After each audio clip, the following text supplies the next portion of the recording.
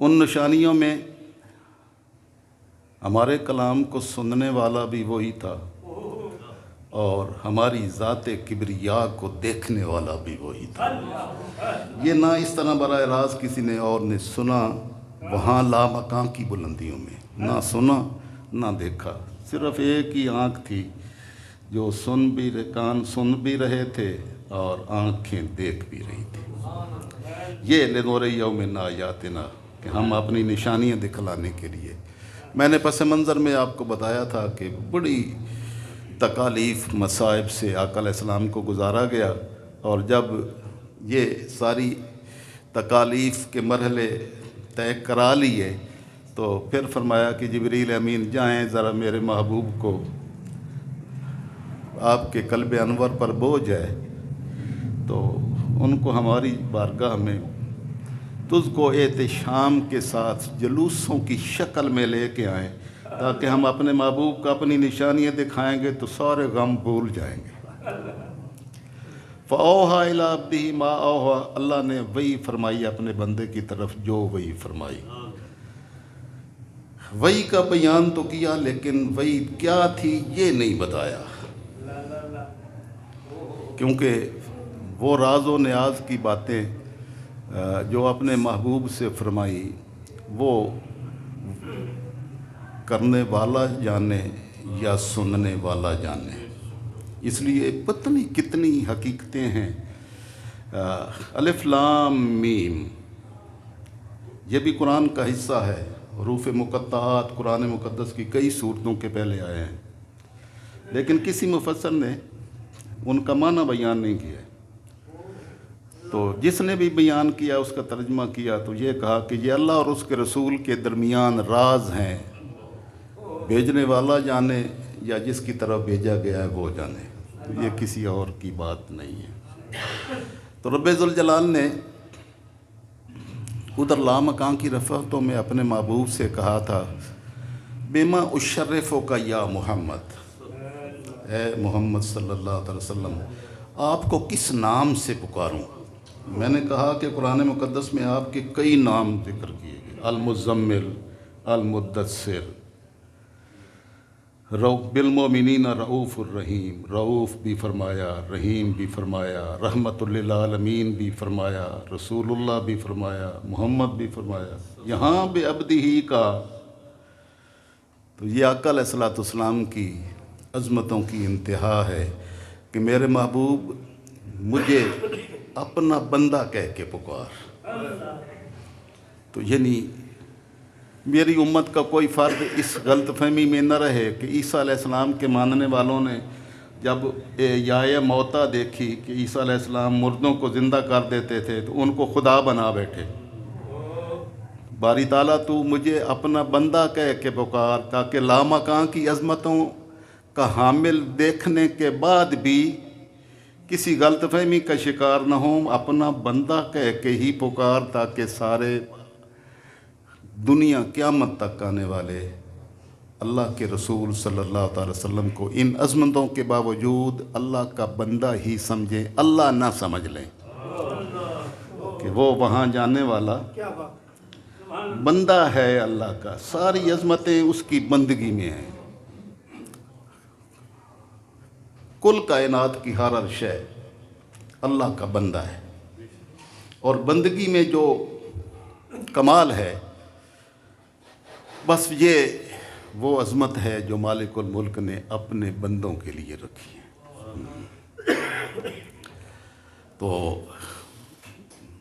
آقا علیہ السلام کو جن عظمتوں سے نوازا گیا لیلاً، رات کے مختصر سے وقت میں، یہ عقل میں سمجھ نہیں آتی تھی۔ جس نے بھی دین کو، اللہ کی ذات کو، اللہ کے انبیاء کو، اللہ کے کلام کو عقل کی بنیاد پر سمجھنے کی کوشش کی، اس نے غلط نتیجہ نکالا۔ وہ اللہ نے شروع میں ہی ذالک الکتاب یہ فرما دیا کہ یہ وہ کتاب ہے لا ریب فیہ، جس میں کسی قسم کا کوئی شک نہیں، ھدی للمتقین، یہ متقی لوگوں کے لیے ہدایت فراہم کرتی ہے۔ یعنی ہر ایک کو ہدایت اس سے نصیب نہیں ہوتی، کئی قرآن پڑھنے والے اسی قرآن سے گمراہ ہو جاتے ہیں۔ ہدایت اسے نصیب ہوتی ہے جس پر اللہ کا کرم ہو جائے۔ متقی لوگوں کے لیے ہدایت ہے۔ وہ متقین کون ہیں؟ الذین یؤمنون بالغیب، جو بن دیکھے مانتے ہیں، جو دیکھ کے نہیں مانتے، بن دیکھے مانتے ہیں۔ بن دیکھے ماننا، نہ اللہ کو دیکھا، نہ قرآن کو اترتے دیکھا، نہ جنت کو دیکھا، نہ حشر کو دیکھا، میدان حشر کو دیکھا، نہ قبر کے اندر کیا احوال ہوں گے ان کو دیکھا، لیکن یؤمنون بالغیب، بن دیکھے ماننے ہی چلے جاتے ہیں۔ نعرہ تکبیر، نعرہ رسالت، نعرہ حیدری، نعرہ تحقیق، نعرہ غوثیہ۔ ابو جہل نے عقل کی بنیاد پر اس کو دیکھنے کی کوشش کی، معراج مصطفیٰ صلی اللہ علیہ وسلم کو، اور کیا کہا کہ کوئی ایسے کیسے ہو سکتا ہے، کیسے جا سکتا ہے؟ تو صدیق اکبر پر یہی سوال پیش ہوا تو آپ نے فرمایا کہ یہ کہا کس نے؟ تو اس نے کہا بھئی تیرے نبی نے کہا ہے۔ تو آپ نے فرمایا کہ ہم تو نبی کی زبان پر ایمان لائے ہیں، اگر انہوں نے کہا ہے تو سچ ہے، سچ ہے۔ ہمارا کوئی معیار عقل کا نہیں ہے کہ عقل مانتی ہے کہ نہیں مانتی۔ عقل بے شک نہ مانے، لیکن زبان مصطفیٰ سے نکلا ہے تو یقیناً سچ ہے۔ ہماری ہر بات کا معیار اللہ اور اس کے رسول کا فرمان ہے، جو نبی کی زبان سے نکلا وہی سچ ہے۔ ہم نے عقل کی بنیاد پر تو ماننا ہی نہیں ہے۔ ہم جانتے ہیں یا نہیں جانتے، ہم بس صرف مانتے ہیں۔ بس صرف ماننے والے ہی پار ہوتے ہیں، جاننے والے جاننے کی بنیاد پر اپنی اس مختصر سی عقل کی بنیاد پر کیا فیصلہ کر سکتے ہیں؟ تو وہ تو یہی کہیں گے کہ لیل رات کے مختصر سے وقت میں مسجد حرام سے مسجد اقصی تک کوئی جا کے واپس کیسے آ سکتا ہے؟ یہ تو ہو ہی نہیں سکتا۔ عقل تو انکار کر دے گی۔ تو لیکن ماننے والے مانتے ہیں کہ ہم اس پر ایمان لائے۔ اور صدیق نے کہا کہ میرے نبی نے مسجد حرام سے مسجد اقصی تک کی بات کی ہے، اگر آقا علیہ السلام نے آگے آسمانوں کو چیر کر لامقام جانے کی بات بھی کی ہوتی تو تب بھی وہی سچ ہے۔ تو یہ پیمانے جو ہماری عقل کے ہیں، یہ عقل نہیں مانتی، اور مومن کا معیار عقل نہیں ہے۔ مومن کا معیار زبان مصطفیٰ صلی اللہ علیہ وسلم۔ یہ قرآن ہے، یہ قرآن ہے، یہ آپ سارے اس کو قرآن مانتے ہیں؟ کسی نے دیکھا کہ آقا علیہ السلام پر یہ قرآن نازل ہو رہا تھا؟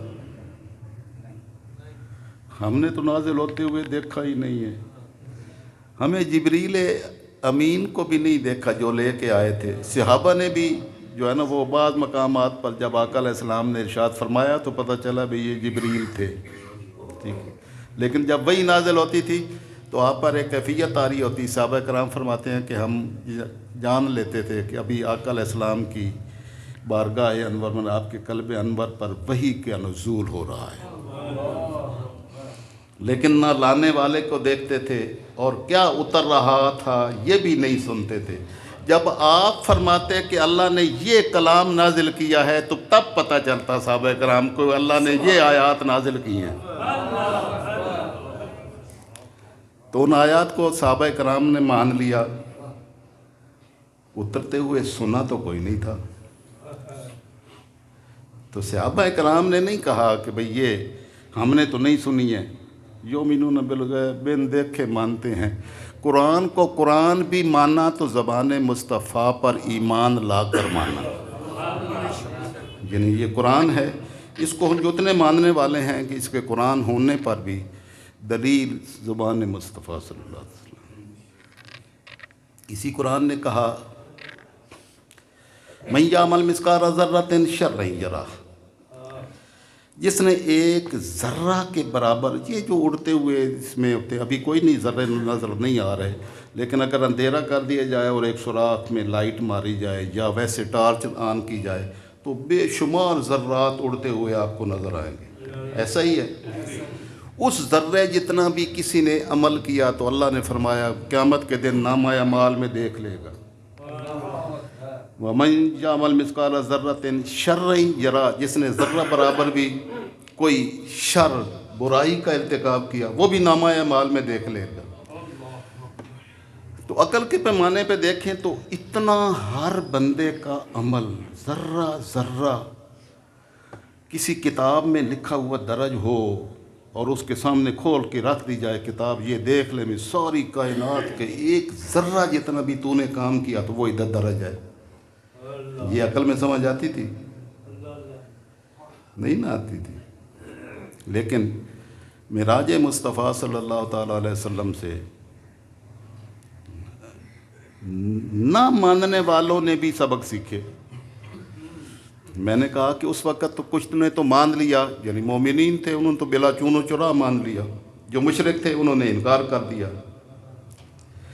اب بھی جو مشرک ہیں مانتے نہیں ہیں, لیکن ابو جہل سے بھی پوچھا تھا کہ تم اپنے من کی دنیا میں دیکھ کر بتاؤ کیا یہ سچے نبی نہیں ہیں؟ تو ہر کافر یہ کہتا تھا کہ یہ زبان سچی زبان ہے. لیکن اور رکاوٹیں آتی تھیں کہ ہماری سرداریاں ہیں, ہمارے مالی مفادات ہیں, ہمارے مناصب اور عہدے ہیں, اس کی وجہ سے انہوں نے انکار کیا تھا. ویسے نبی صلی اللہ علیہ وسلم کے چہرہ انور کو تو جس نے دیکھا وہ ماننے کے بغیر رہ ہی نہیں سکتا تھا. کون انکار کر سکتا تھا؟ تو سارے ماننے والے ہی ہوتے لیکن نہیں مانا. آج بہت سارے کافروں نے ہی آقا علیہ السلام کے سیرت طیبہ کے یہ تذکرے سن کر آگے ترقی کرنے کی کوشش کی. اب کمپیوٹر ایجاد ہوا, کمپیوٹر, اور کمپیوٹر میں جو ہے وہ آپ اپنا کارڈ جو ہے نا وہ وہاں کمپیوٹر کے سامنے رکھتے ہیں تو وہ سارے 50 سال جتنا ان کے پاس ریکارڈ ہے, اللہ جتنا ریکارڈ تو نہیں ہو سکتا لیکن ریکارڈ ہے, ایک ایک چیز اس کے اندر سامنے سکرین پر آ جاتی. اب اس راستے پر قدم انہوں نے رکھا جو منکرین تھے, اور مومنین جو ہے نا وہ انکار کرتے رہے کہ اس دیوار کے پیچھے نہیں سن سکتے, مدینہ طیبہ میں درود و سلام نہیں سن سکتے, تو جواب نہیں دے سکتے, قبر میں کیسے زندہ ہیں, سوالات اٹھاتے رہے جو ماننے والوں میں شامل تھے. تو علامہ اقبال نے فرمایا سبق ملا ہے یہ معراج مصطفیٰ سے مجھے کہ عالم بشریت کی زد میں ہیں گردوں. کہ معراج مصطفیٰ صلی اللہ علیہ وسلم سے مجھے یہ سبق ملا ہے کہ یہ آسمان عالم بشریت کے قدموں میں ہے. اگر چاہیں تو یہ آسمان چیر سکتے ہیں. انہوں نے آگے ترقیاں کی, انکار کرنے والوں نے, اور ماننے والے جو ہے کفر کے فتوے لگاتے رہے. تو تاجدار کائنات صلی اللہ تعالی وسلم نے اپنے ماننے والوں کے لیے, اپنے غلاموں کے لیے عظمتوں کی راہیں کھولی. اور آقا علیہ السلام, آخری بات, آقا علیہ السلام وہاں سے واپس تشریف لائے تو قربان جائیں میرے محبوب مصطفیٰ صلی اللہ تعالی وسلم آپ کی عظمتوں پر کہ آپ نے اس مقام پر بھی جب وہاں کوئی نہیں تھا آپ نے اپنی امت کو بلایا نہیں. تو عرض کی یا باری تعالیٰ میں نے تو تیری بارگاہ میں حاضری دی, تو نے اپنی بارگاہ سے اپنی عظمتوں کے جو جو خزانے عطا فرمانے تھے عطا فرمائے. میرے محبوب, میرے اللہ, میرے مالک, میرے خالق, میرے سب کچھ میری امت کے لیے کیا ہے؟ تو مالک الملک نے فرمایا کہ میرے محبوب بس اپنی امت کے لیے میری طرف سے لامکان کا تحفہ لے جائیں.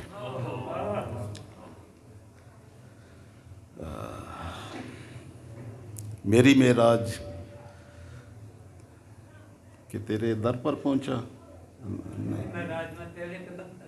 نہیں، یہ اس سے پہلا مصرع، میری تیری معراج کہ تو لوح و قلم تک پہنچا، میری معراج کہ میں تیرے نقش قدم تک پہنچا۔ تو مالک نے فرمایا کہ میرے محبوب تو لامکان کی بلندیوں میں آیا ہے، اپنی امت کے لیے نماز کا تحفہ لے جائیں اور ان کو بتا دیں الصلاۃ معراج المومن، نماز مومن کی معراج ہے۔ میرے محبوب آپ کی معراج لامقام میں ہے، اپنی امت کو جا کے بتانا کہ تم سجدے میں مالک کی بارگاہ میں جب سر رکھو گے تو اللہ تمہیں معراج کا مقام عطا فرمائے گا۔ الصلاۃ معراج المومن، ہاں یہی بندگی ہے۔ اس لیے عبودیت بے عبدی ہی فرمایا کہ جس کو بھی بندگی نصیب ہو گئی نا، بس اس کو معراج کا حصہ مل گیا۔ ہاں، اس کو معراج کی یہ مالک نے کرم نوازیاں عطا فرما دی۔ مومن کی معراج ہی یہی ہے کہ یہ پیشانی بنی ہی اس رب ذوالجلال کی بارگاہ میں سجدہ ریزی کے لیے ہے۔ بس مالک الملک اپنی بارگاہ میں سجدہ ریزی کی توفیق دے دے تو بس یہی ہمارا دنیا و آخرت کا سارا توشہ یہی ہے۔ ایک بات ذہن نشین کر کے آج جانا، اللہ کریم جس سے ناراض ہوتا ہے، اللہ کریم جس سے ناراض ہوتا ہے اس سے سجدے کی توفیق چھین لیتا ہے۔ جس کو سجدہ کرنے کی توفیق نہ نصیب ہونا، سمجھ لیں کہ اللہ ناراض ہے اس سے۔ اللہ ہر پیشانی کو اپنی بارگاہ میں سجدہ کرنے ہی نہیں دیتا، سجدہ صرف اسے کرنا دیتا ہے جس سے وہ راضی ہوتا ہے۔ سجدے کے بغیر۔ اور دوسری بات یہ ذہن نشین کر لیں کہ پتہ نہیں اللہ راضی ہے یا نہیں۔ اللہ کے راضی ہونے کی بھی ایک نشانی ہے۔ جس کی آنکھوں سے اللہ کی خشیت میں آنسو بہہ پڑے، سمجھ لیں کہ اللہ راضی ہو گیا۔ نعرہ تکبیر، نعرہ رسالت، نعرہ حیدری، نعرہ تحقیق، نعرہ غوثیہ۔ اللہ کی بارگاہ میں اس کی خشیت کے سامنے آنکھوں سے آنسو کا گرنا، یہ مالک کے راضی ہونے کی نشانی ہے۔ اللہ کسی کو ندامت کا آنسو دیتا ہی نہیں ہے، صرف اسے دیتا ہے جس سے وہ راضی ہوتا ہے۔ تو اس لیے مالک آقا علیہ السلام نے فرمایا کہ اللہ کی بارگاہ میں رویا کرو، اور اگر رونا نہ آئے تو رونے جیسی شکل بنا لیا کرو تاکہ ان میں شامل ہو جائیں جو اللہ کی بارگاہ میں آنسو بہاتے ہیں۔ اور آقا علیہ السلام نے ارشاد فرمایا ما من عبد مسلم یخرج من عینہ دموع، کوئی بھی بندہ مومن جب اس کی آنکھ سے آنسو بہتا ہے، بلو براس ذبابہ، اگرچہ وہ مکھی کے سر جتنا چھوٹا سا آنسو بھی کیوں نہ ہو، تو جس آنکھ کو یہ اتنا چھوٹا سا آنسو بھی نصیب ہو جائے، اللہ رب العزت اس کو دوزخ میں نہیں ڈالے گا، وہ دوزخ میں نہیں جائے گا۔ جس کو اللہ کی بارگاہ میں رونے کا اور اس کی خشیت کے سامنے آنسو ایک چھوٹا سا بھی نصیب ہو جائے، اور وہ آنکھ کا آنسو اگر اس کے گال پر نیچے بہر جائے تو وہ چہرہ دوزخ کے لیے نہیں بنا ہے، وہ چہرہ جنت کے لیے بنا ہے۔ تو مالک الملک نے اپنے محبوب کے صدقے میں اس امت پر خصوصی کرم فرمایا کہ تم میں تو یہ استطاعت نہیں ہے کہ تم معراج پر جاتے، ذات رب ذوالجلال کے اس دیدار کے لیے تو صرف ایک ہی آنکھ بنی تھی۔ موسیٰ علیہ السلام کو بھی فرمایا تھا لن ترانی، آپ مجھے نہیں دیکھ سکتے۔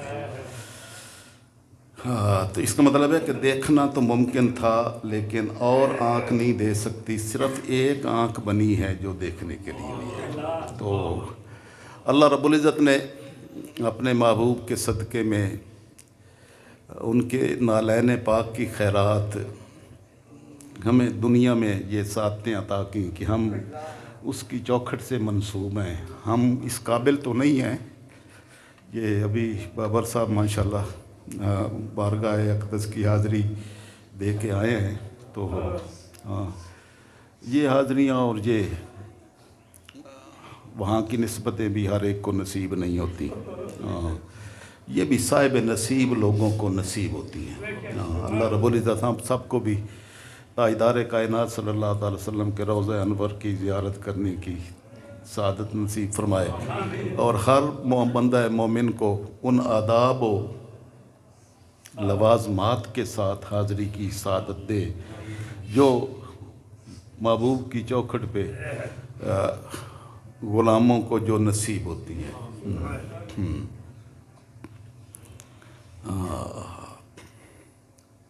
اللہ رب العزت ہم سب پر اپنا خصوصی کرم فرمائے، اور معراج مبارک کی عظمتوں کو جو مالک ملک نے اپنے محبوب صلی اللہ علیہ وسلم کی ذات پر نشاور کی، ہمیں ان سعادتوں سے نماز کی شکل میں بالخصوص اور باقی تمام آقا علیہ الصلوۃ والسلام کی سیرت طیبہ پر عمل پیرا ہونے کی صورت میں نصیب فرمائے۔ وما علینا الا البلاغ۔